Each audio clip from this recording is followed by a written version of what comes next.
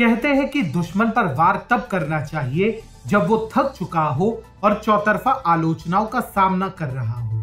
यद्यपि ये अनुचित नीति लगे, लेकिन चीन जैसे कपटी राष्ट्र के साथ साम दाम दंड भेद सब कुछ अपनाया जा सकता है। इसी बीच भारत पहले से ही वैश्विक दबाव झेल रहे चीन के थिंक टैंक पर मानसिक दबाव बनाने की तैयारी कर चुका है। लद्दाख में सेना का युद्ध अभ्यास तो चीन के लिए भय का प्रतीक था ही, लेकिन अब भारत की हवाई रैपिड एडवांस क्षमता चीन के लिए नई मुसीबत लेकर आया है।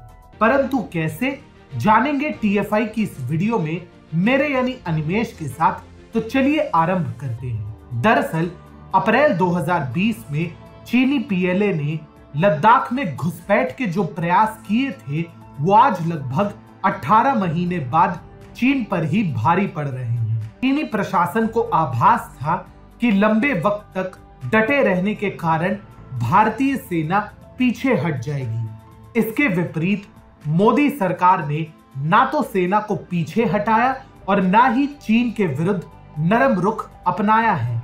यही नहीं, मोदी सरकार ने लद्दाख में सैन्य क्षमता को विकसित करने के लिए पिछले 1 वर्ष में अनेकों महत्वपूर्ण निर्णय लिए हैं। भारतीय सैनिकों का युद्ध अभ्यास और तोपों की गर्जना पहले से ही ठंड में डरे हुए पीएलए के सैनिकों के लिए भय का पर्याय था, लेकिन अब 14,000 मीटर की ऊंचाई पर भारतीय वायुसेना के जवानों ने रैपिड रिस्पांस कैपेबिलिटी को आंकने हेतु हवाई युद्ध अभ्यास किया है, जो कि चीन के लिए भय का एक नया संदेश लेकर आया है। भारतीय सेना अप्रैल 2020 से लद्दाख में इंच मात्र भी पीछे नहीं हटी है। वही गलवान की झड़प के बाद तो चीनी सैनिकों की भारत में कदम रखने की हिम्मत भी नहीं हो रही है। इसी का परिणाम है कि चीन को बातचीत की टेबल पर आने को विवश होना पड़ा है और एक तरफ बातचीत हो रही है तो दूसरी ओर भारतीय सेना का युद्ध अभ्यास जारी है। इसी कड़ी में भारतीय सेना ने लद्दाख में अपने रैपिड रिस्पांस को परखना शुरू कर दिया है। भारतीय सेना के शत्रुजीत ब्रिगेड ने कॉम्बैट कैपेबिलिटी को आजमाने हेतु लद्दाख में 14,000 मीटर की ऊंचाई पर जाकर भी अभ्यास किया है। न्यूज 18 की रिपोर्ट बताती है कि सोमवार को भारतीय सैनिकों को 14,000 फीट की ऊंचाई पर एयर ड्रॉप किया गया था। इस युद्ध अभ्यास का विशेष महत्व यह था कि हवाई मार्ग से इन सैनिकों को जहां ड्रॉप किया गया था वहां तापमान -20 डिग्री के करीब था।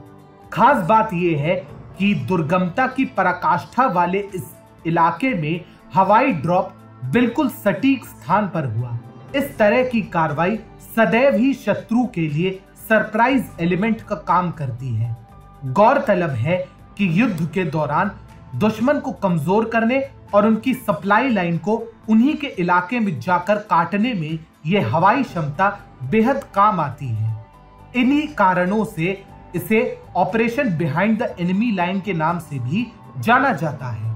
खबरों के अनुसार इस युद्ध अभ्यास में सेना ने अपने कुशल एयरक्राफ्ट्स का प्रयोग किया, जिनमें C-130 और AN-32 ट्रांसपोर्ट एयरक्राफ्ट के जरिए सैनिकों के साथ खास व्हीकल्स और मिसाइल डिटैचमेंट को 5 अलग अलग माउंटेन बेस पर ड्रॉप किया गया था। रिपोर्ट्स ये भी बताती है कि इस तरह के मॉक ड्रिल से सैनिकों और उपकरणों के मूवमेंट, सटीक stand off drops, rapid grouping, कम समय में गति और आश्चर्य के साथ टारगेट को पकड़ने की क्षमता का सटीक आकलन किया जा सकता है, जिसमें भारतीय सेना को सफलता प्राप्त हुई है। भारत तिब्बत सीमा विवाद के बीच चीन अब आक्रामकता से भारत को मात देने में असफल सिद्ध हुआ तो स्वयं भीगी बिल्ली की तरह बातचीत की टेबल पर आ गया। इसके विपरीत 14वें दौर की बातचीत के बाद चीन पुनः भारत को गीदड़ भभकी देने में लगा हुआ है। इसी बीच भारत ने सीमा पर अपनी सख्ती को विस्तार दिया है, जिसके परिणाम स्वरूप भारतीय टैंक T-72 और T-90 लद्दाख की जमीन पर युद्ध अभ्यास करने हेतु उतर आए थे। वहीं दूसरी ओर मोदी सरकार लद्दाख में विकास कार्यों और हवाई यातायात को मजबूत करने के प्रयास भी शुरू कर चुकी थी। अब तिब्बत के लोगों से भारतीय सेना अपने कूटनीतिक संबंधों को विस्तार देने का प्रयास कर रही है। बताते चले कि पिछले वर्ष भी ठंड के दौरान चीनी पीएलए के सैनिकों को भारतीय सेना के कारण ठिठुरना पड़ा था। कुछ वैसी ही स्थिति इस बार भी होने वाली है, क्योंकि पहले तो भारत सरकार ने सीमावर्ती इलाके में अपनी सैन्य क्षमता का विस्तार किया और दूसरी ओर अब लद्दाख में भारतीय सेना वायुसेना के साथ मिलकर जबरदस्त युद्ध अभ्यास कर रही है, जिससे चीनी सैनिकों के मन में एक विशेष डर व्याप्त हो रहा है।